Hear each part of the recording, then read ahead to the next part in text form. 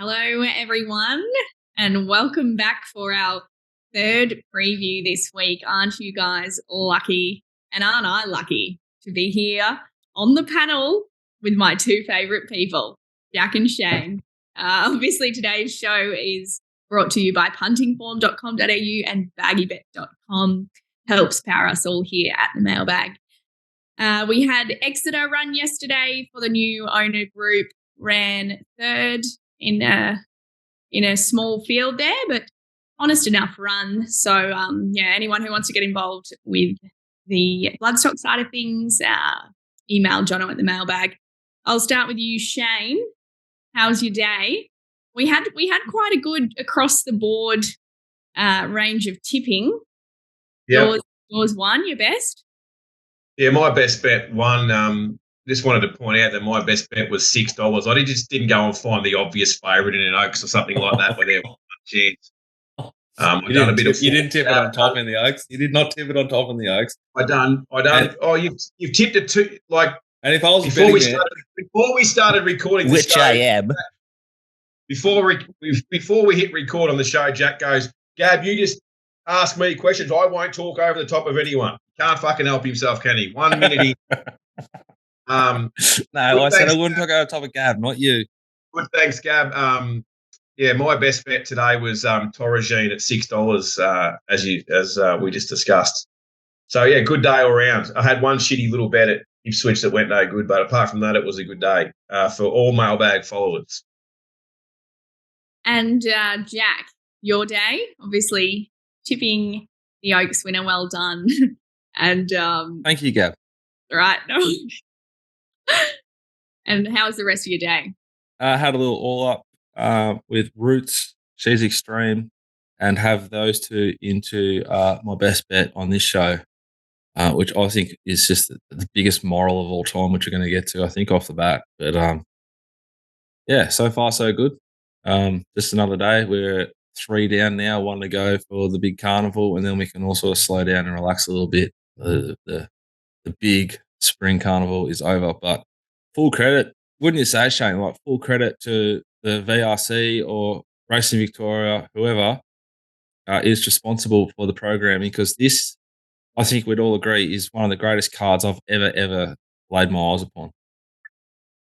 The Champions concept is has obviously worked. Just you only have to look at the quality of the race fields. It's super. So great initiative. I mean, they've only been racing at the Spring Carnival for 120 years, so I'm glad to see they've got it right after 120 years. But full credit where it's due, Jack. And full credit to everyone for heading out there and supporting the long-standing tradition of what is the centrepiece of racing, which is Cup Week and Spring Carnival. Meanwhile, north of the border, they have their races that we'll never remember the names of. Apparently, it was Big Dance Day yesterday. The text message came today. through. Did you get the text? Did you get the text for it?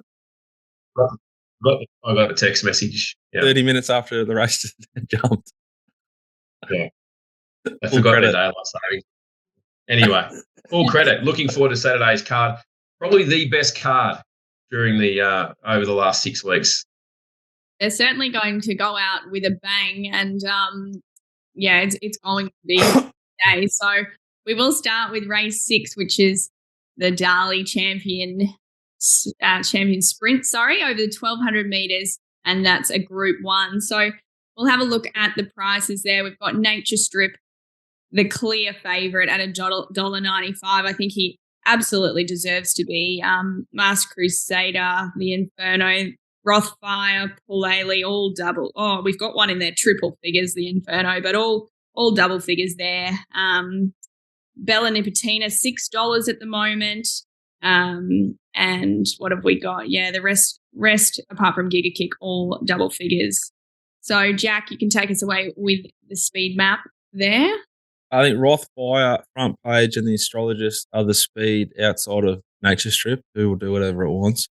Then Bella Nipotina. Rockin' Horse and Palele get nice runs behind that speed, and so does Giga Kick. I think Lofty Strike can sit handy. September run thereabouts. I wasn't sure with Baller, and I'll be happy for Shane to sort of tell me I'm wrong there. It might sit a bit closer. Wouldn't be surprised. And the Kiwi, Masked Crusader, and the Inferno, the last three horses on this map. But basically, Nature Strip jumps from 12 and can lead if he wanted to. He can sit off him if he wants. He can do anything. Shane, what are your thoughts? We'll start with you on this race, and where are you sort of heading with your bets? Yeah, look, this is a very thin race. Very thin race. This is like you see horses that have come through those. Maybe second tier's a bit harsh, but look, you take Bella Nipotina away, who gapped them. Everything else behind Bella Nipotina's none. Out of that sort of form line, the Rockin' Horse form through Private Eye, which you tipped at nines. Like it's thereabouts. I mean, Rockin' Horse is like got straight track form, but like Giga Kick, I'm not going to say it's none because that's a stupid statement to make. But like we're having looking at the replay here, Gab, of the Everest. Like Nature Strip was like enormous. It did set up for something to come from the back. He still had the audacity to kick clear here, Nature Strip. And then obviously just the last little bit is where he peaked, which he was entitled to. Like he just looks a standout to me. I just can't see these other horses running him down. We've seen what he's done here at this track and trip. I think his only defeat was when he paraded as fit as me when the stable had home affairs, desperate for its Group 1. Missed the kick and dashed late and just missed, I think, from memory, was like a very close photo. So, I think it's a standout for me. Giga Kick can run on it and beat the others. Along with Bella Nipotina, who is going super. But it's just all Nature Strip for me. Yeah, we've got. I think we've got Bella Nipotina's replay just playing there now, and it was very, very impressive. And obviously, just to take note of this race, we won't replay it again later, but we've got Rothfire and a few of the horses in that race from that are running around a bit. Paul Laley's in here as the favourite. He started half the price, almost not half the price, but he was well back. He was soft on Friday night when they abandoned. He was very well back in the Manikato. He was too bad to be true, I thought there. I think he's the only horse here, Shane, that you might like try and argue just on an SP principle that he should be closer to Bella Nipotina if he's still going in that camp. Yeah, possibly. Yeah.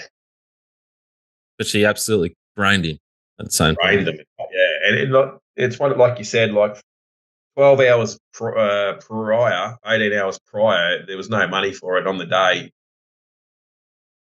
when they rerun the race or, raced again on the race they didn't have. Like you say, it was, was started at $3. So hard to get a line through all that. Yeah, look, I personally don't think anything's going to get close to him after, not many horses can sit about 4 wide for a trip and still sort of finish the way he did in the Everest. So any more from you guys, or can we move on from there? Nature Strip's a complete and utter moral.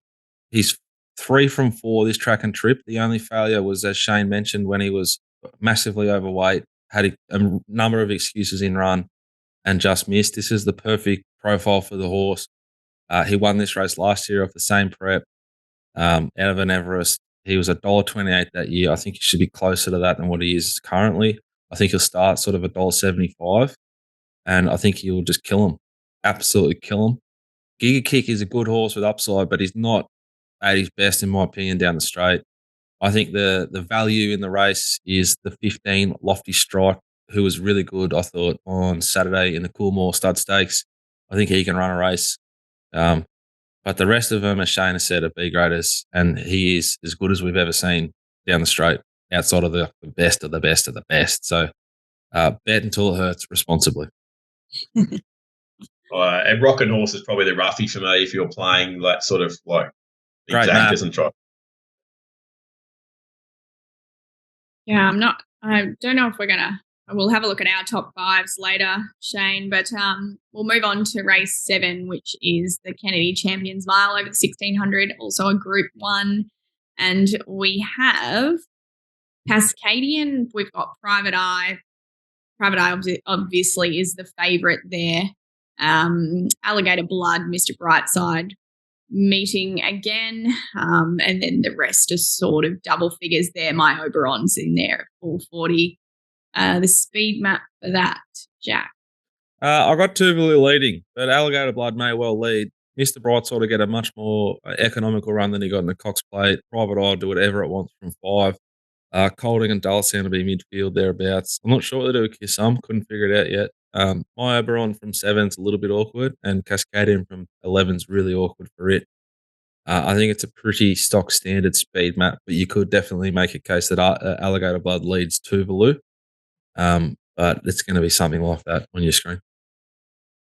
Yeah, we had the Everest replay up before, so I didn't get that one again. But we've got I don't know if we can probably play the replay of, I think, Cascadian here, which is a really, really big run there in Sydney in the Craven Plate, which is Group 3 here. But I'm thinking probably for mine, we've got Private Eye and Alligator Blood. I'm very, very wary of Alligator Blood here, but I'm probably going to stick with Private Eye. Shane, your thoughts? Yeah, interesting one. Interesting that Private Eye has probably shown a little bit of versatility this preparation, where we saw it win some big mile races where it sort of got right back and flashed over the top, where 12 and 1300, he hasn't settled as far back as what sort of everyone would have anticipated his last couple. This will be some training performance if he can get him to go again at the mile and run it as big a race as what he has his last 2, where he's certainly been, obviously he went to Flemington looking for that better track and then ran enormous, Everest run was good, and obviously the win at Rosehill was strong as well. Obviously proven at the mile, so there's no knock there or anything like that. It's just it'll be a big effort to get him up again. But he does map well. I just sort of can't see they do anything different on Alligator Blood other than having to lead here. So we've seen all that's been brutally exposed, all that form. There's nothing hidden there. I don't think there's anything that's going to just say, oh, look, this thing's just been poking around, ready to improve. The horse that has got improvement in it is number 9, My Oberon. I think it was pretty well documented post-race from its win at Moonee Valley, where Annabelle was sort of quoted saying we didn't sort of know whether he was 100% fit. We sort of thought he might have been 3/4 with plenty left. He did that 3/4 with plenty left. He tracked wide and obliterated them. Obviously it's an easy sort of way to gravitate to where you're looking for a horse that's not exposed, and this is the one for me. Matt will be tricky, but in saying that, I think with Alligator Blood in the race and Tuvalu drawn outside it, I think there'll be enough speed there that they should be able to sort of find a spot in the running line. And the exciting part here is Jamie Carr's not on the leader, so we could see a race with a bit of tempo in it. And if we do, I'm happy to sort of side with My Oberon. He is a fresh horse on the scene, but again, cracking race, genuine chances. Private Eye, Cascadian, I don't really like that much. I thought it was #blessed with the win last time. Alligator Blood, obviously, you only got to go back, that 1,800-metre run at Sandown where it was strong. Just got touched off by Thunderstruck at a mile. So there's Mr. Brightside sort of drops back with Alligator Blood to this sort of race. There's heaps of chances, obviously, too. Tuvalu was good in winning the Toorak, beating that horse that went and won the Golden Eagle. So there's tie-ins everywhere. I'm siding with My Oberon, though. There's a fresh horse on the scene. Paul and Jack? I think this is the most fascinating race I've almost ever looked at. I've left Tuvalu out of my top 5, and he won the Toorak, which has stood up already as a really proper form race with the Golden Eagle, as Shane mentioned. I couldn't suggest a bet in the race. I think Private Eye is the most exciting horse in Australia. I think My Oberon is fascinating, and echo Shane's sentiments about the horse, and I heard what he heard as well. And I just think it's going to be fascinating what the big boys do late with this horse, Shane. Like, it might start favourite or it might start like $7 or $8. And I just can't wait to find out what happens, to be honest.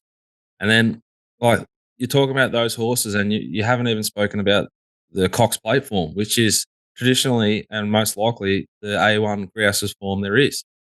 Mr. Brightside started shorter than Alligator Blood in the Cox Plate, half its price, and is going to get a much more softer run here. I think if you like him, you can make a case. Basically, what I'm saying is if you like one, I can see why you like it. And then, like Shane's saying, I think there is a bit of tempo here, and they do need to light it up for Alligator Blood, who is the track and trip horse here. He's the track and trip horse in this race coming out of a Cox Plate. Big box ticker. But with that tempo, that suits Cascadian, who's absolutely airborne, doing what he has to do. Those races do look a little bit more hollow, but he is a top-line horse who's capable of winning a big race. I just think it's a fascinating race, an absolutely fascinating race, and I don't really have a firm opinion in it. I've found the market, which is a disgrace, and I apologise. No. I've literally found the market, and I've left Tuvalu out, and I don't feel comfortable without that either. But that's what I've done. I'm very much looking forward to that race. I'd love to see Gator back in the winner's stall, but I thought I would be realistic, and just the way Private Eye is going at the moment, sort of chuck him on top. But I noticed you've bumped him back up though. You sort of sacked him there in the Cox Plate, so he's back on your team. Interesting. Yeah, he is. I had him fifth, like to run fifth, and I think he did, which Shane sort of told me I need to let him go, but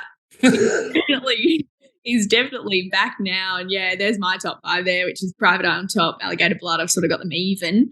My Oberon, I'm obviously going to progress, and Cascadian and Tuvalu, I thought I had to chuck them in. And if we've got Shane's top 5, we can have a look at that as well. My mail is actually after his big bender in Melbourne, he's actually closer to looking like that, which is just an astounding and an amazing achievement by Shane. Like, he actually lost weight. Full credit to you, Shane. He's on mute. You're on mute, baby. I've got a new weight loss regime that I'll share on my unwellness blog later in the month. Well, Shane's got, as you can see, his horses that are there. I don't think he's going to tell us about them, but my Oberon, Private Eye, Alligator Blood, Tuvalu, I think that's how you say it, and Cascadian will be a big flashing light run with the big white blaze running on for next time. Really good, solid run. All right, but we'll head to race 8, which is the last of the absolute riffing race card. Of group races, shall I say. But we'll have a look here, and here's I'm Thunderstruck, which is very, very exciting. Up against Animo, we've got Zaki Moanga, the boys from the Cox Plate. Hinged here from Sydney, Epileptical, who was really good last start as well. Speed map. Speed map here. I think Zaki will lead. Hinge will get a beautiful run behind Zaki. Animo will do whatever it wants. Mr. Maestro might roll a little bit further forward than you'd think. Elliptical, sort of same sort of story. I'm Thunderstruck's drawn a little bit awkwardly, but not awfully. The rest further back, including Moanga, I think has to go back to last from that draw, which sort of, my mind rules him out of this race. Although he is really like Charlie Sheen in the line. He loves him at the moment, but he's just got a hoof on the till, but an awkward map. Shane. He's muted himself again, Gav. I'm doing 3 things at once here. Apologies. Yeah, look, well, I might as well start being the critic. Zaki's going to lead. Jamie's going to look to give it a nice time out in front. Trying to find something that can go forward here. Like, what else can go forward? I think one of the 3-year-olds. Like, maybe Hinged. Brenton. You'll probably be watching this show. I did tweet about Brenton earlier. I said, God, racing needs Snowy and Brenton to get back together and inject some speed into some of these races. I'd love to see Hinge is not a 3-year-old either, but Is there any chance someone can do something in these fucking races? They're becoming a ball.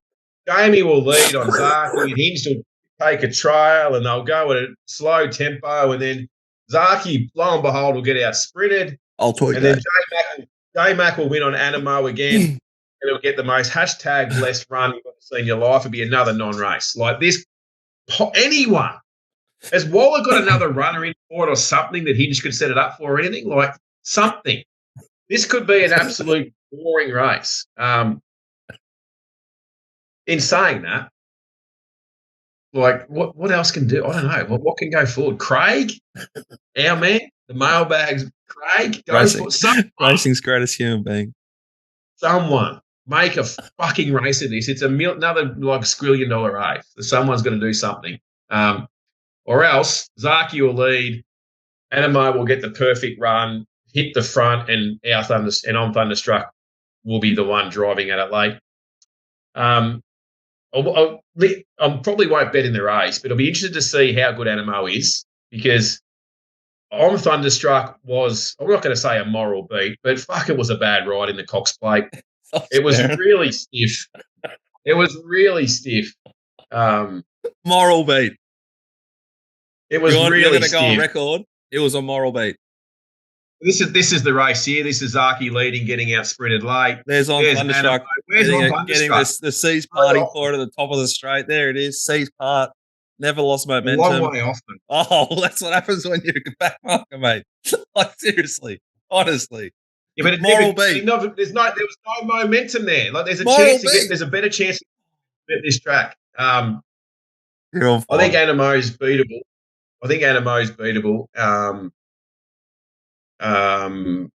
Geez, I feel like James Cummings here. I'm waffling on talking that much shit. I'm just not wearing a hat to back it up. And I don't have the vocabulary range that James has when describing his horses. This was a wonderful, this was a wonderful piece, like a diamond gallop. I'm Thunderstruck's going to run down Animo here. Zaki will bash on and run top 4 or 5. If there's any potential chance of a race, it could come from Nash on Mwanga. Like I hope so, but I just can't see it happening. And maybe Hinge is the one that could be on speed with Brenton. But Animo is going to get the perfect run again. Like they should make it draw gate 11 or something to make it interesting. But it's going to get the PR and going to be hard to beat. We can go straight into our top 5s here, even though you probably just mentioned yours there, Shane. But yeah, you can go on with that if you like. I'm Thunderstruck to run down Animo. Racing's greatest human. Craig on elliptical will put it into the race with no weight and will give it its chance. He'll ride to give his horse the best chance, not ride how he always rides every horse. Then we've got Mwanga, who has got potentially could do something with Nash on. I wish Nash was on Zaki. He will lead and go at a moderate tempo and probably get out sprinted. So that's my top 5, but I'm Thunderstruck to turn the tables on Animo off their Cox Plate runs. We can throw our top 5s up there as well, Jack. Okay. Animo is the best horse in the country. He's one of the best horses I've ever seen. And the fact that he continues to race in that yard with those owners graze me completely up, and you just cannot be against him. This will be the last time I think you'll see him in the flesh. So if you can get out there, do it on Saturday. He is perfection to look at. He maps to get every possible with the best rider in a really big inform yard. You can't bet against him, but I feel like he's half vulnerable here compared to the Cox Plate. I don't think I'm Thunderstruck's as good as everyone thinks it is.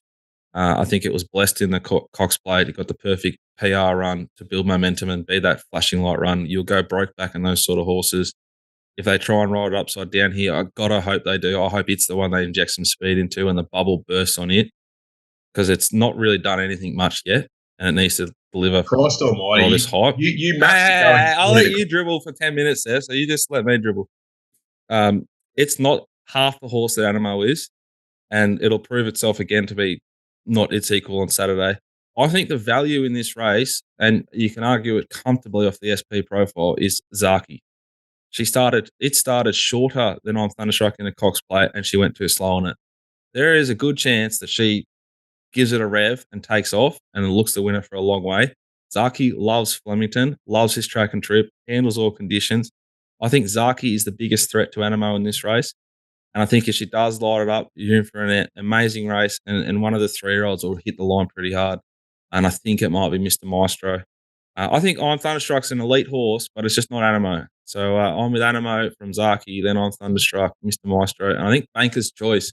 If my Oberon's going to stand up in the previous race, then Banker's Choice formed pretty good too.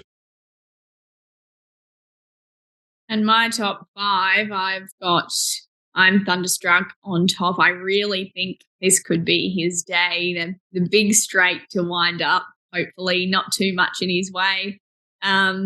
He's been dying out for a win, and by gee, I think he deserves one.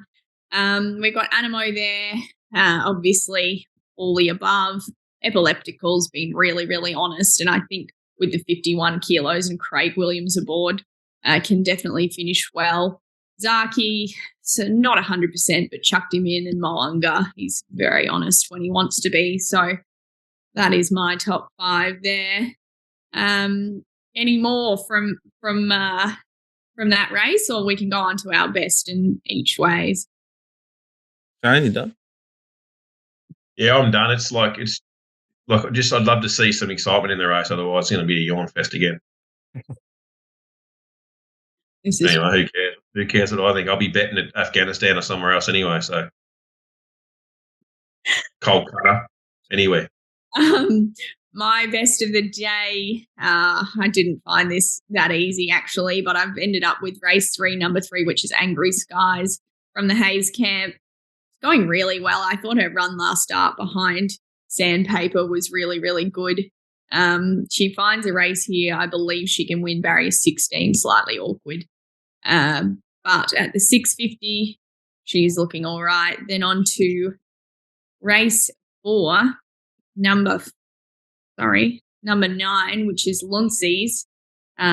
He had quite an okay run behind Emissary and Surefire there. Obviously, I followed this form line because they've both come out and ran huge. Emissary, obviously, in the Melbourne Cup, and Surefire won last weekend. So 4.5 lengths there. Was 3 wide the duration over the 2,400.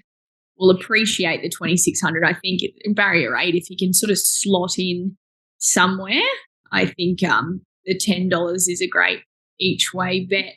His SP was also 750 last start, so that's sort of promising. They're saying he can run okay here. Nature Strip, for all the reasons that that we discussed earlier. It'll be one of those like huge J-Mac standing up early doing these ones. I love how he does them. He just does the point and pumps the chest like he knows how much it's worth. Great to see him bounce back from his ordinary day too that he had. How good's J-Mac? He has the ride on grease. It doesn't make the race, so he picks up a $20 shot and punches it home. Yeah. That's why he's one of the best in the world, J-Mac. My value bet is Honey Creeper in race 5. Sort of followed this horse a little bit after Rob Scurry. Had a good bet on it at a good price, where I'm pretty sure it won. The result says it runs second. I'm not convinced about that. It was a pretty good effort, and certainly don't want to drop off him or drop off that horse. I thought it was a pretty even race, that one actually. It's around about that 750 quote. There's a few sort of like has-beens and yesterday's heroes, and Tissue's sort of come up favourite in that race now. You tipped that on Saturday, and it went absolutely enormous. At 40s, and what it usually does, sort of gets back and then takes a little bit of time to wind up and hits the line. Barrier 5, J-Mac. Obviously gets J-Mac on, and have a look at the people that have ridden it its last few starts. J. Ford, B. Preble. It's going to start shorter, isn't it? Because Polly Gray's in the market, and isn't it a wetty? It's a dead set wetty. If it was a heavy track, it'd be Go Forward, hard to beat sort of horse. But yeah, Letitia will be last. I just thought that Honey Creeper with Nash on, as opposed to Rachel King, who rode it last start, is a huge jockey switch, and it'll be closer and going around at good odds, something each way. My best nature strip, outlined it before. I think it's moral. I think it's a really great bet to have. And I agree, Gab. Lucy's, I can't argue with anything you said, but I thought Luna Flare with it were the two in that race that were sort of bigger prices than they should be. I thought Luna Flare would have gone really close to the Melbourne Cup. Obviously, there's not a lot wrong with it if it's going to run here. Loves Flemington. The drying track will suit. That horse is absolutely airborne. It was a very big and good win at Flemington, beating Francesco Guardi, who came out and put in an enormous performance at Moonee Valley on Cox Plate Day. I think that horse can win the Melbourne Cup next year, and Luna Flare ties right in with it, and I think it'll be winning race 4. Any advice for the weekend for the punters? Obviously, it's the last day of the carnival, so... Gamble responsibly. That means go to the mailbag.com.au, buy Shane's stuff. If you're going to try and bet in Queensland by yourself, good luck to you. If you are, please download baggybet.com, gamble responsibly. But I would go to the mailbag.com.au and get Shane's gear. Where are you betting on Saturday? Where aren't you betting on Saturday? Oh, they're everywhere. They're everywhere Saturday. Doomben, Gold Coast, Toowoomba. They're the three main ones. Yeah, I don't think there's anything else. Might have tomorrow off, actually. I'm a little bit jaded. So jaded, in fact, it's my wedding anniversary today, and I forgot about it this morning. So I had to sort of pull out a few emergency stops. And one of them's going for dinner after this. 21 years we've been married today, and that's apparently bronze. What? Is the gift for 21 years. You give a gift that's bronze. Full credit to Lise. What a woman. So I learned. And she gave me something that I will use a lot. A money clip. She knows me. What is it with wogs and cash? Well, I think we'll finish it there. But thanks everyone for tuning in. Obviously, subscribe and catch us previewing weekly. So thanks a lot. Thanks a lot, everyone.